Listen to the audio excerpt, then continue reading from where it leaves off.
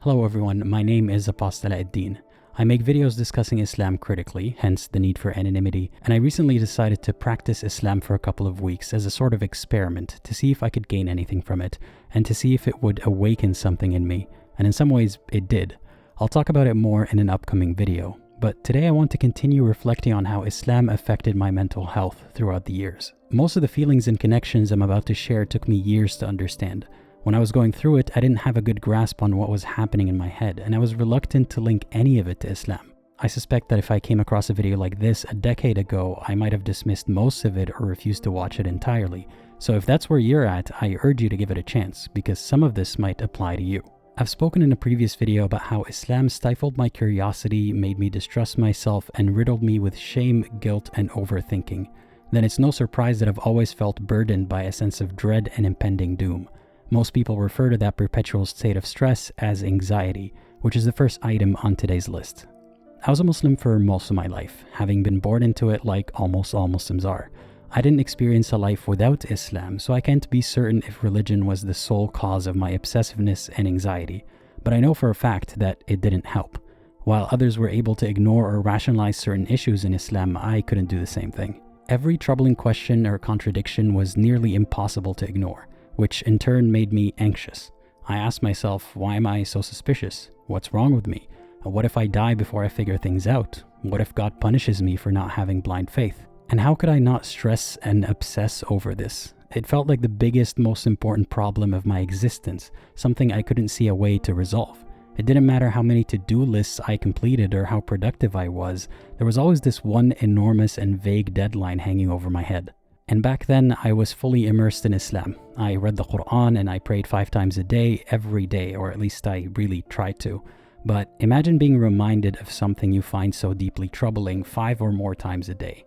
It's exhausting. Instead of the repetition bringing me peace, it just reinforced the anxiety. Before prayer and during khutbahs, sheikhs would often remind us of death, like by telling us to pray this prayer as if it's your last, reminding us that we could die at any moment.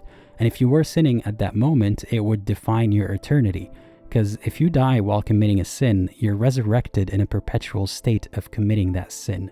I heard many cautionary tales of people who sinned just before their deaths, and they were shamefully resurrected in that state. So I was primed to be afraid of sinning and to be afraid of death. And when it came to the other side of mortality, I was often reminded of the signs of the Day of Judgment and how near it is, which is a long list of open-ended and vague prophecies that have always been applicable since Muhammad first uttered them, which is eerily similar to many other doomsday cults that claim to know about the end of the world and the steps you should take to ensure your safety and so on. So, is Islam a cult? Well, that deserves its own video. Back to the point, Islam ingrained this sentiment in me: fear your end and fear the end of the world, because either of these could happen at any moment. It was emotional manipulation. It kept believers in a constant state of fear and submission. And again, this isn't some fringe belief. This is present in the Quran itself and in your garden variety Islam. If you have a similar mindset to mine, this can instill an all-consuming anxiety in you. And it wasn't that I was afraid of accountability in general or a proportional punishment to my crime. I was afraid of a scorched earth tyrannical approach to punishment for things as benign as thought crimes or missing prayer. Or even when I did pray, if I felt apprehensive about it, I worried that that was sinning. And the short chapters of Quran that I recited during prayer were full of reminders of hell and punishment. Just imagine repeating something like this 5 times a day for your entire life. Disbelievers are bad. They will go to hell forever. They will be laughed at and tortured. Believers are good. They will be rewarded forever. Well, which one am I? And why will anyone be tortured for disbelief? Does God not know how far-fetched all of this sounds to non-Muslims? Why would God punish them for that? Why would God punish people for not believing a far-fetched story? Whenever I spoke about this topic in the past and to this very day, a Muslim would comment on how I'm focusing on God's punishment and forgetting about His reward and His mercy. But to me, those things don't cancel each other out, and heaven does not make up for hell. Even if I'm in the lucky 1% who avoid hell, Allah promised the majority of humanity is going to it, and that made me anxious. I used to have recurring nightmares where the theme was the Day of Judgment or some apocalyptic variation of it. Sometimes God spoke to me in the dream and warned me that this is my chance to be a better Muslim before it's too late. And sometimes it was just a horrific scene of earthquakes and fire, similar to the descriptions of the Day of Judgment. Looking back at it, I don't believe that a god was beaming these horrific images into my head to send me a message. I was just a young person terrified of the ultimate horror story. Even jinn and monsters and evil spirits didn't scare me as much as Allah did, because these things were less real than Allah. And even if they were real, whatever suffering they can inflict on me would be temporary, but Allah's horror is eternal. Hit the like button if you think that indoctrinating children with the horrors of a fictional hell is a bad idea. When I started deconstructing my beliefs and eventually left Islam, the fear of God and an afterlife subsided till it completely disappeared, but the general feeling of anxiety remained. Sometimes it was about the double life I lived as an apostate and the fear of being found out. Sometimes it was about something that has nothing to do with religion at all. And sometimes it was just an unexplainable feeling of impending doom. And you know what pairs really well with anxiety? Depression, of course. I often felt like I was failing as a Muslim. And if I often feel like a failure, it's no surprise that I'd be a bit depressed about it. Though at the time that wasn't so obvious to me.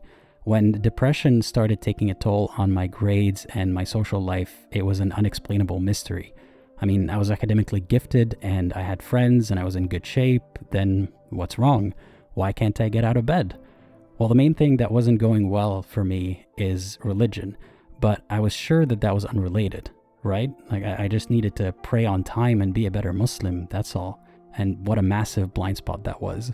I guess I just never experienced life without religion being something in the back of my mind, so I didn't identify it as a cause of depression when depression got worse. I just thought religion has always been in my life, so I don't think it's a factor. When I wasn't thinking about my own unclear fate in the afterlife, I was thinking about the billions who were destined for hell. How did the other believers not feel that immense burden, knowing that their fellow humans will be tortured eternally for no good reason? Was it cognitive dissonance, or did everyone else just cope with it better than I did? And when I wasn't depressed about the afterlife, I was depressed about the state of the world. Tragedy, war, injustice, inequality, poverty, and a lot of suffering was being experienced every day all around the globe. And it didn't seem like there was a God favoring or protecting the followers of any particular religion. Of course, believers have ways of rationalizing that, such as thinking that it's all a test.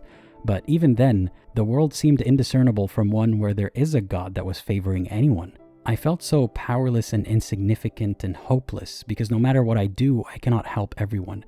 And it doesn't seem like God's doing that either. Even if Allah does exist, that didn't really solve the problem for me. Because while He might compensate people in the afterlife for their suffering in this world, that only applied to a subset of believers. Everyone else had to suffer again in the afterlife, forever. These were very unsettling thoughts to have as a 20-something-year-old riding a bus to school. Now, it's worth reminding you that this might also be a consequence of globalization. Humans did not evolve for this modern world. And if you believe in design, let's just say that we weren't designed for this. Throughout most of our existence, our social circles and our sphere of knowledge and influence were mostly localized. But now we're inundated with bad news from all over the country and all over the world all the time. So remember that you cannot bear the problems of the world on your shoulders. And yes, you will never help everyone. So instead, try to narrow your scope and do what you can. Start small and local. Because even if your actions don't change the entire world, they could change someone's world, and that can ripple further than you ever thought. That reminds me of the starfish story, where a child walked along a beach after a terrible storm washed up thousands of starfish. The child threw starfish back into the water, but someone admonished her that she cannot save them all, so she can't really make a difference. She throws another starfish and replies, "I made a difference to that one." And in some versions of the story, others joined the child in her efforts, and soon the whole beach was cleared. By avoiding absolutist black and white thinking, and by trying to make a difference even on a small scale, I've overcome that feeling of hopelessness. But I'm not done talking about depression yet, so bear with me. When I was still struggling with my beliefs and I was unaware of the existence of others like me, I thought either everyone else is insane or I am. So it seemed more likely that the problem was me. When I tried to talk about my struggles with other Muslims, they were blissfully unaware of their cognitive dissonance, and I envied them for it. I didn't want to be right, I wanted to be happy. So eventually I avoided talking to other Muslims about it because I didn't want to destabilize their worldview. And I saw no point in confiding in non-Muslims because I assumed they wouldn't get it anyway. It was an isolating time in my life. Even if I still had a social life and spoke about all sorts of other topics, Only years later did I realize that ex-religious people from all sorts of backgrounds do exist and they can relate to how I thought. While all that was going on, living a double life was also taking a toll on me. I didn't like to think of myself as a liar, even though I was just doing it to avoid conflict. Of course, I tried praying and reading and listening to Quran and speaking to sheikhs, but none of it actually helped. If anything, it exacerbated my struggles. And I went to therapy, which did help, but it wasn't enough till I acknowledged and accepted my disbelief, and then I faced my doubts head-on and deconstructed my indoctrination. Soon after leaving Islam, I went through an existential crisis, which came with a bit of the stressy-depressy, but I overcame that as well, and I spoke about it more in this video, which you should definitely check out next if you still like the sound of my voice. And I'm happy to report that I am no longer depressed. I mean, I still get sad from time to time, who doesn't? But it's not debilitating like it used to be, and I don't feel hopeless about the future, and I don't despair about the meaning of life. I accept life's absurdity and I try to make the best of it. One thing I'm still working on overcoming is imposter syndrome. I'm very familiar with it. Or am I? Maybe it's all in my head.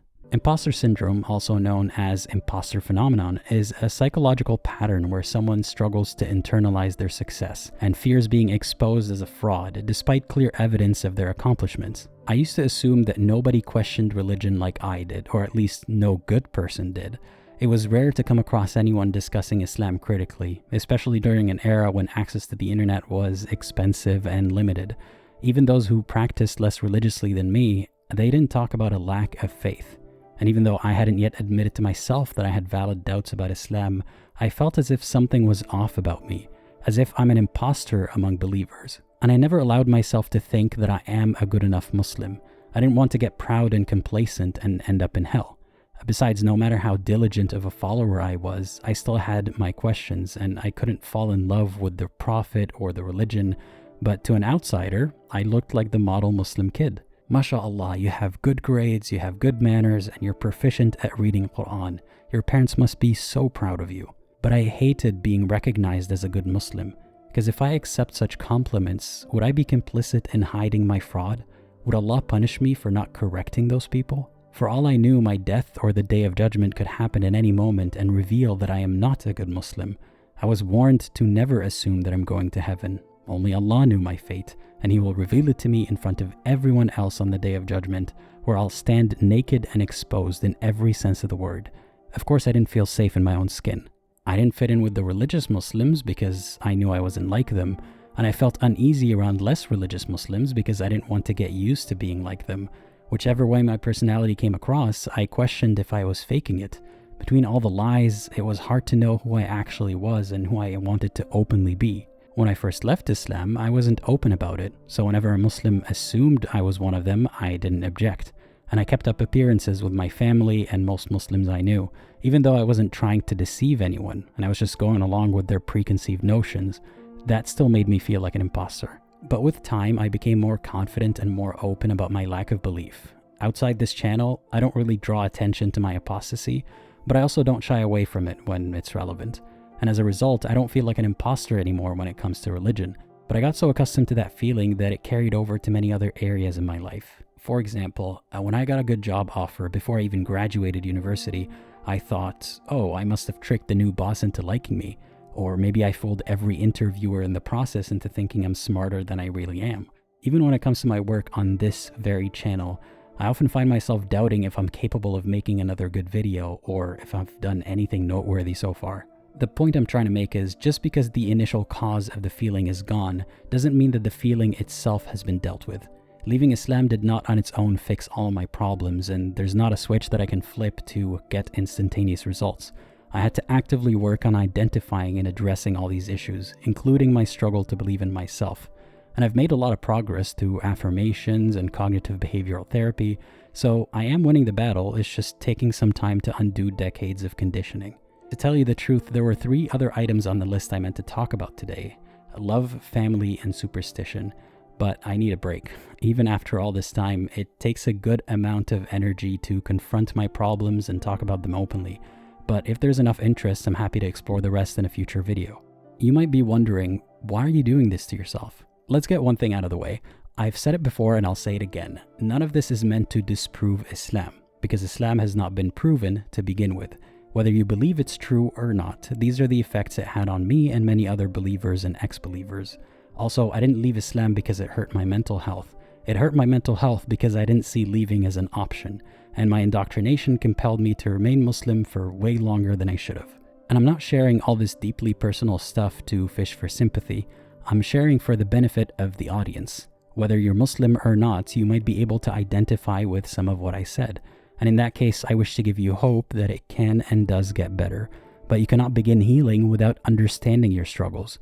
So I hope this helps you better understand yourself. If you don't relate at all, this can give you insight into what others go through. For example, many non-Muslims told me that such videos gave them an idea about what their Muslim friends or partners might be going through when they act in a bizarre or hurtful way. And it's not a justification, of course, but it helps to contextualize things. Or if you're a believer who's happy with religion's influence on their life, now you know why others might not be so happy. This can also contextualize why many ex-believers get frustrated with how their previous religion is whitewashed and excessively praised. When I hear people parrot that Islam is a religion of peace, I can't help but chuckle to myself. Because even if you don't take into account war, conquest, punishment, or violence, Islam is more than capable of robbing someone of their mental peace. Though I'm certainly not alone, it doesn't serve Muslim preachers to acknowledge people like me. So if you search for the keywords Islam and depression, for example, you'll get a lot of results that present Islam as the remedy, not as a contributing factor. You'll find advice like praying more and trusting in God and so on, but not a single preacher will acknowledge the depressing reality of Allah's justice system, or suggest that you take a break from Islam if it's stressing you out. All of their advice implicitly or explicitly says that if Islam isn't helping your mental health, you're doing something wrong. Islam cannot be the problem, ergo, by process of elimination, you're the problem. It's difficult for struggling Muslims to speak about such issues because of the guilt and shame associated with them. Nobody wants to out themselves as the seemingly only person who Islam is hurting more than helping. And even the bravest of Muslims might point fingers at the sheikhs or the interpreters or even other Muslims, but they're not critical in a way that makes a difference rather than deflecting blame. They cannot point a finger at the religion itself. That would be blasphemy and kufr. By definition, a Muslim cannot criticize Allah, His Messenger, or His religion, and that is why the only Muslims who do are the ones who left. So if you can't relate to my struggles with Islam, or if you are blissfully unaware of the less favorable side of the faith, I'm not shaming you. Critical discourse is nowhere to be found in mainstream coverage of Islam, but now you're more informed. And I hope you take all of this into account before enthusiastically recommending or endorsing the religion. As always, I would like to hear your thoughts on this, so please leave your comments below and let me know if I should make a third and final video in this series. It's a bit daunting to be open about my mental health, but it is important to destigmatize the topic, so I'll do it again if there's enough demand. And if you would like to join a space where you can discuss such topics and others, consider supporting the channel and joining our Discord server. Links are in the description below.